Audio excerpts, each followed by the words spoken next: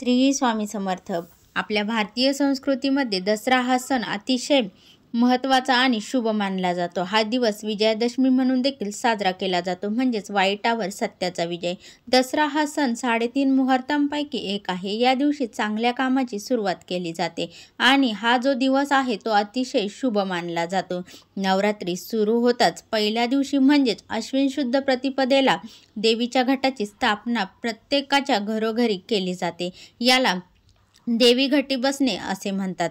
या दिवसापासून देवीच्या 9 दिवसांच्या उत्सवाची सुरुवात होते आणि दशमीला म्हणजे दसऱ्याच्या दिवशी देवीचा उत्सव समाप्त होतो. आदिशक्ती देवीने धर्माचे रक्षण करून वाईटावर मिळवलेला विजय म्हणजेच विजयादशमी.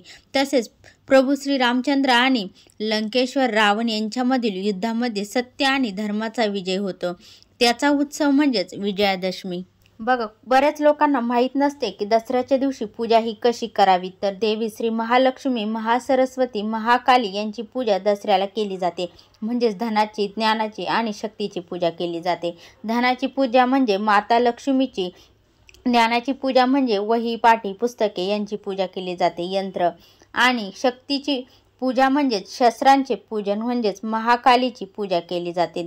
दिवा, धूप, अगरबत्ती लावून त्यांची पूजा करावी आणि नवरात्रीच्या पहिल्या दिवशी मांडलेल्या घटातील उगवलेले धान्याचे रोप त्याला वाहावेत आणि त्या ठिकाणी महिला हे रोप, ज्याला धन असे म्हणतात, दसऱ्याला ते केसांमध्ये माळतात. तसेच आपट्याच्या पानांची पूजा देखील या दिवशी दसऱ्याच्या दिवशी केली जाते.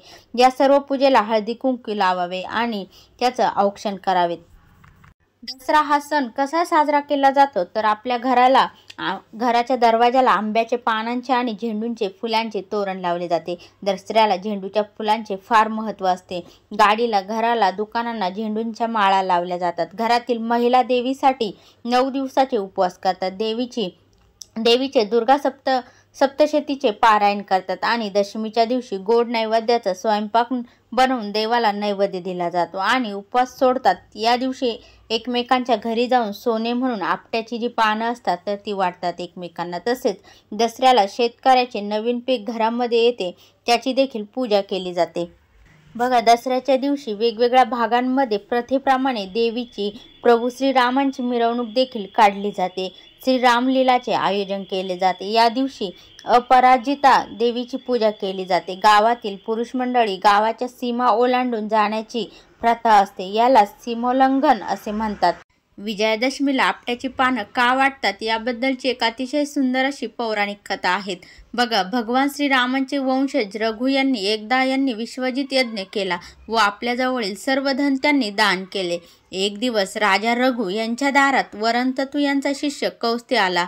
त्याने राजाकडे भिक्षा मागितली. तो पैठणच्या देवदत्त नावाच्या एका विद्वान ब्राह्मणाचा मुलगा होता आणि विद्या शिकण्यासाठी बडोज नगरीत राहणाऱ्या वरंततूकडे राहिला. सर्व विद्या आत्मसात केल्यावर त्याने आपल्या गुरुला आपण काहीतरी गुरुदक्षिणा मागावी अशी विनंती केली. तेव्हा त्याचे गुरु म्हणाले, मी तुला कुठल्याही प्रलोभनाने विद्या शिकवली नाहीत असे वरंततूने त्यांना स्पष्टपणे सांगितले. परंतु तरीही कौस्त्याने त्यांच्याकडे काहीतरी मागण्याचा आग्रह केला. मग त्यांनी त्याच्याकडे 14 कोटी सुवर्णमुद्रा गुरुदक्षिणा म्हणून मागितल्या.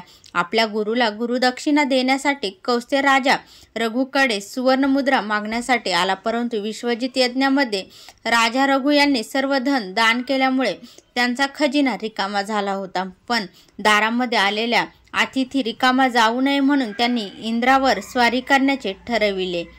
ही बातमी इंद्रदेवाला समजतात त्यांनी राजा रघु यांच्या अयोध्या नगरीमधील ईशान्य दिशेला असलेल्या एका आपट्याच्या व दशमीच्या वृक्षावर कुबेराला सांगून सुवर्णमुद्रांचा पाऊस पाडला.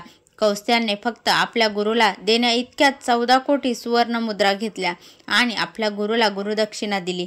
तो दिवस होता अश्विन शुद्ध दशमी. म्हणून विजयादशमीला आपट्याचे पाने सुवर्ण म्हणजे सोने म्हणून वाटण्याची प्रथा आहे. दसऱ्यासंबंधित 2 पौराणिक कथा आहेत. तर त्यातील पहिली कथा म्हणजे महिषासूर नावाच्या राक्षसाने कठोर तपश्चर्या केली आणि त्याला भगवान ब्रह्मदेवांकडून वरदान मिळाले की कोणताही मनुष्य किंवा प्राणी त्याला मारू शकत नाहीत. हे वरदान मिळाल्यानंतर महिषासुराने स्वतःला अमर मानले. असा विश्वास होता की कोणत्याही स्त्रीमध्ये त्याचा नाश करण्याची शक्ती नाही. महिषासुराने 3 लोकात अत्याचार करण्यास सुरुवात केली आणि देवांपासून स्वर्गही बळकावून घेतला। यानंतर निराश होऊन देवतांनी ब्रह्मा, विष्णू आणि शिव यांना महिषासुरांपासून त्यांचे रक्षण करण्याची विनंती केली। त्यानंतर देवी दुर्गेची निर्मिती झाली, जिने अश्विन शुक्ल पक्षाच्या पहिल्या दिवसापासून 9व्या दिवसापर्यंत 9 दिवस महिषासुराशी भयंकर युद्ध केले। 10व्या दिवशी महिषासुराचा वध केला। अशा प्रकारे वाईटाचा अंत झाला। देवीच्या कृपेने स्वर्गातून पृथ्वीवर शांतता ही निर्माण झाली।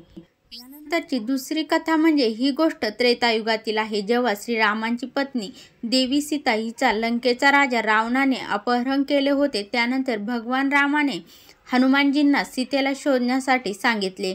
अनेकांनी रावणाला आदरपूर्वक सीतेला श्रीरामांकडे परत करण्याचे आणि माफी मागण्याचा सल्ला दिला, परंतु रावणाने आपल्या कृत्याचा पश्चाताप केला नाही किंवा आपला अहंकार कमी केला नाही। शेवटी प्रतिष्ठेचे मृत स्वरूप असलेल्या श्रीरामांनी युद्धाची घोषणा केली। युद्ध जिंकण्यासाठी म्हणजेच वाईटाचा अंत करण्यासाठी भगवान श्रीरामांनी अश्विन शुक्ल प्रतिपदेपासून नवमीपर्यंत शक्तींची पूजा केली। माता दुर्गेच्या आशीर्वादाने त्यांनी अश्विन शुक्ल दशमीला वाईटाचे प्रतीक बनलेल्या रावणाचा वध केला। अशा प्रकारे वाईटावर चांगल्याचा विजय झाला आणि हा सण दसरा किंवा विजयादशमी म्हणून साजरा केला जाऊ लागला। व्हिडिओ आवडल्यास लाईक, शेअर, कमेंट करा। चॅनलवरती नवीन असाल तर चॅनलला सबस्क्राईब करा। श्री स्वामी समर्थ।